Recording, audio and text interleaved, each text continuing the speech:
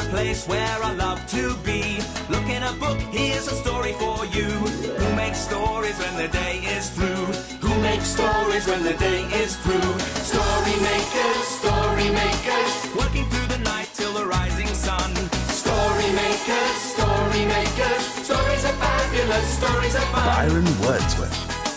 Jelly and Jackson, working through the night till the rising sun. Story makers, stories are fabulous, stories are fun. Come and be a story maker. it's time to go home, everyone. Shall we go? Yeah, come along. Let's go. Story makers.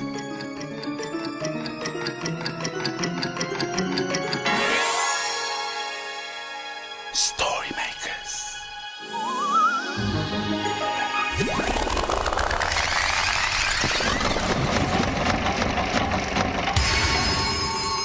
Story makers. It's midnight in the library. Hello. Time for all story makers to come out. Are you ready? The sun is down, the stars are bright. Story makers come out at night. Hi, story maker. I'm Byron. Byron Wordsworth, here to make some magic and lots of stories.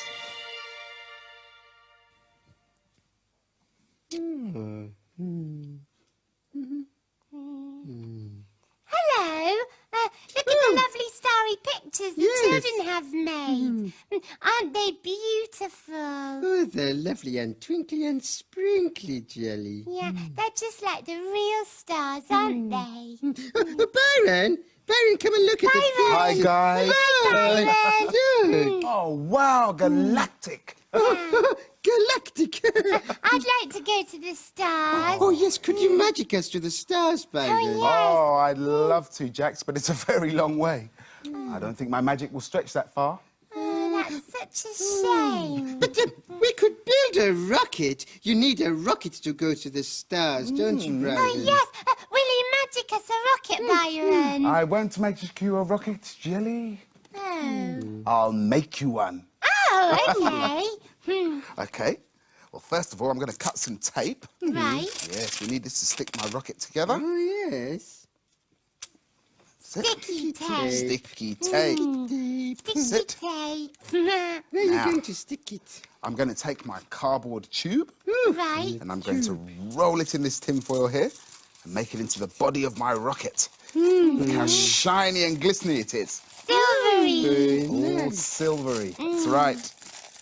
There we are. Doesn't that look good? Good, yeah. Okay. Now I'm going to make my cone. What's that for? This is for the top of the rocket. Oh. I'm going to stick this down like that. Sticky tape. Sticky tape. That's where you stick And that it. sits on top of the rocket like this. Stick it down. Oh, I'm going to stick it down. With some more sticky tape. And another one on the other side. Yes. Oh, And we could even decorate our rocket with a star. stars. Starry Like the rocket. stars the children made. And there you have it. A rocket to take you into space. Oh, Oh, I love it. Byron. Can I have a go, Jackson? Jackson, can I have a go, please? Byron, Jackson won't let me have a go. Oh, yes, I will, Jelly. The rocket is going to fly from Planet Jackson to Planet Jelly. Okay. Can we do a countdown, please, Byron? Yes. Sure thing, Jax. 5, 4, 3, 2, 1. Blast off! Oh no, it's broken. I couldn't catch it, Jackson. Oh, don't worry, my green dream. We'll take what's left of the rocket and we'll put it in the story machine and see what we get. Okay. Oh, okay. Come on, Jackson. In it goes. Now all we need is your imagination to make the story machine work. Imagine. Imagine. Imagine a story.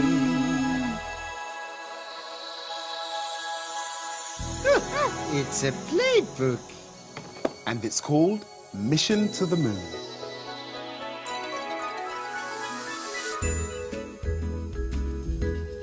Up to the moon and way beyond. I think we'll go today. We'll build a rocket tall and strong and blast off on our way. Let's plan our mission. Where shall we go? This planet looks good to me. It's fiery and orange and looks like fun. I think space is the place to be.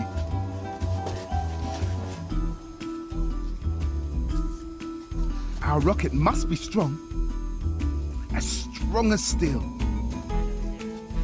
and shiny and silvery, enough to get us up in space.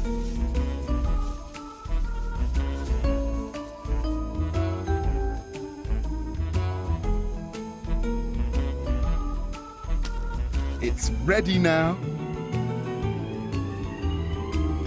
And so are we. Helmets on, oxygen packs full. 5, 4, 3, 2, 1, blast off! Zooming through space with the world below, astronauts we will be. Everyone pointing and staring up high, wishing they could be me. Higher and higher, forever and ever, what will we see today?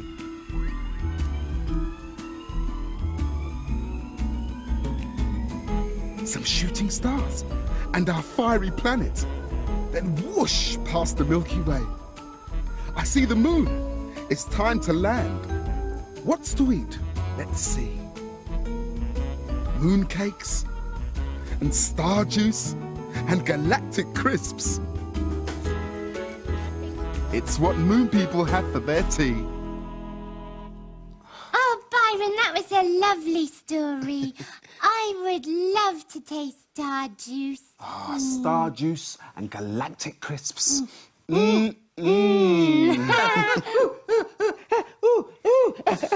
What's happened, Jax? Did you fall over? No, I was trying to get that book down. It's all about space, and I thought we could look at it, but then something prickled my finger and it hurt, so I dropped it, and now it's sore. Shall I kiss it better? No, it's too sore. Let me have a look at it. No, it's very Jax, sore. let me have a look. Let me have a look. Sore. Ooh, you've got a splinter, Jax. Oh. A splinter? Oh, no. Will he have to go to hospital? I don't want Jackson Gels. to go to hospital. Jelly, chill. I don't want him to have Gels, chill. It's all right. We'll be all right with a little bit of magic. Abracatweezer. With these special tweezers, I'll have this splinter out in no time. Oh, will you? And then will it stop hurting? Oh, of course it will, Jax. Now, are you ready? On the Yes. count of 3. All right. 1, One. 2. Jackson, I haven't done anything yet. Oh, haven't you? No. Are you ready? Yeah. All right, okay. count of 3. Okay. 1, One. 2, 3. Oh, it's gone. It stopped hurting. Thank you, Byron. Oh, no trouble, my friend. And you were very brave. Look. Wow. Oh, it's big. Oh, I think I was very brave. I think we should put it in the story machine. Top idea, Jax. Yes. Oh, galactic. Bye-bye, Splinter. And we need something else as well, Byron, don't we? Yes, we do. Your imagination. Yes. Imagine. Imagine. Imagine a story. It's a Kevin the Spaceman story. And it's called Planet Splinters. Kevin and Spanner in space to explore, seeking out planets never heard of before. It had been a hard landing, and now, as Kevin and Spanner started to walk around the planet, it was creaking. I know why it's creaking, Spanner, said Kevin. It's because the whole planet's covered in old wooden floorboards. Spanner had a sniff of the wooden ground. Ouch! A splinter stabbed his nose, and it really hurt. Come here, Spanner, said Kevin kindly. I'll get it out for you, and then maybe we can look for a bone. This made Spanner feel better, but he didn't fancy digging and getting another splinter. Look, there's lots of twigs here, said Kevin. How about a game of fetch instead? Spanner liked that idea. He jumped to fetch the twig Kevin had thrown high into the air. Ouch! Where in splinters and sawdust did that come from? Said a strange creature who was bumbling towards them. Oh, I am sorry, Kevin said nervously. I'm Kevin, and I was just having a game of fetch with my dog Spanner. Well, no harm done this time, said the toothy creature. I'm Chippy, and it's very nice to have some visitors, especially fellow space travellers. Oh, do you travel through space too? Asked Kevin. Well, I will be, if someone could help me get my spaceship off the ground. Maybe we could help, suggested Kevin, eager to see Chippy's spaceship. I think that's a great plan, said Chippy. Follow me. Spanner followed very carefully, with his nose in the air. He didn't want any more splinters. They crossed a plank over a river of wood shavings and soon were outside Chippy's workshed. There were twigs and shavings everywhere. This is my spaceship, said Chippy, as he proudly pointed to what looked like a large wooden boat. Kevin and Spanner were a bit surprised. It was nothing like their space rocket, and they wondered exactly how it would fly. All I need, said Chippy, is a hand with a launch, and then I'll be travelling in outer space. No problem, said Kevin. Perhaps you could do the countdown, please. Kevin and Spanner started counting. 5, 4, 3, 2, 1, and then gave the spaceship a big push. With a huge whoosh, the spaceship flew into the air. Hold on tight, shouted Kevin. Thanks for your help. I'll see you around, laughed Chippy as he rode away. Yeah, see you again, called Kevin to his newfound space friend. Spanner was eager to get back to his own space rocket and sit down with a nice juicy bone. Come on then, Spanner, and watch out for splinters. Oh, I love Kevin the Spaceman. That was such an interesting planet. Oh, yes, there are some amazing planets out there in space, Shells.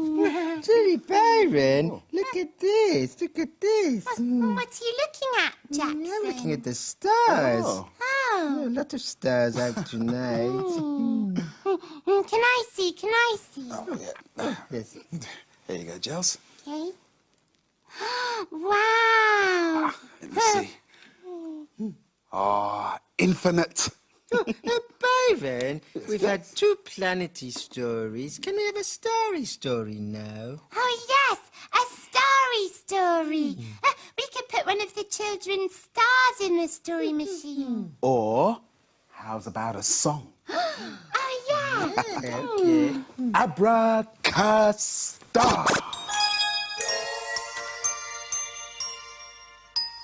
Oh. I know this one. Yeah, so do I. Well, we'll sing it into the story machine, and whilst we're singing, you can join in too and imagine a starry story. Yes. Twinkle, twinkle, little star, how I wonder what you are. It's working. Now we need some more imagination. Okay. Imagine. Imagine. Imagine a story. What's it gonna be? I wonder. Oh, it's a blue cow story. And it's called Blue Cow in Space.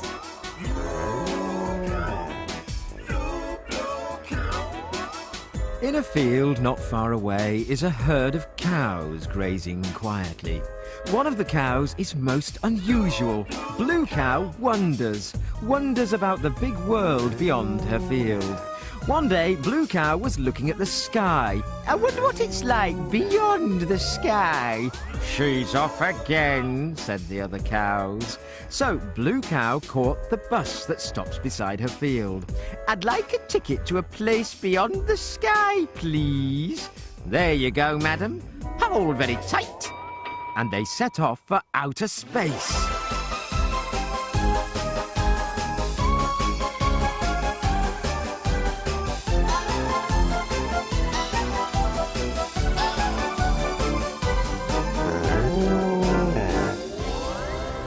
And then they arrived. Blue Cow was inside a spaceship. There were knobs, buttons, and twiddly things that sparkled as they spun around. An enormous bird appeared. He was looking through a large window and was surrounded by maps with planets on them. Hello, I'm Blue Cow. What are you doing? Welcome. I'm Professor Hawkins. I'm marking down all the stars in the universe. Look. Blue Cow looked out of the window. Moo! What a lot of stars! Oh, yes, there are millions and millions of them, and those are just the ones we know about. Blue Cow turned around to look at the maps. Oh, watch out for the bonk! Blue Cow's bottom hit a large red button. The spaceship tipped to the right. Ooh. Blue Cow and the Professor fell against some of the other buttons. Bip, bop, whoop! Hold on tight, Blue Cow! We're out of control! They whooshed past stars and planets until they came to a sudden halt. Oh, I'm very sorry, said Blue Cow. Not at all. I'm so excited. I've never been here before. Look, a new planet! Moo! It's the same color as me. Professor Hawkins drew the planet on a piece of paper and wrote down the letters PBC. What does that mean? Asked Blue Cow. It stands for Planet Blue Cow, named after you. Oh, thanking you for helping me find it. Oh, you're welcome, said Blue Cow.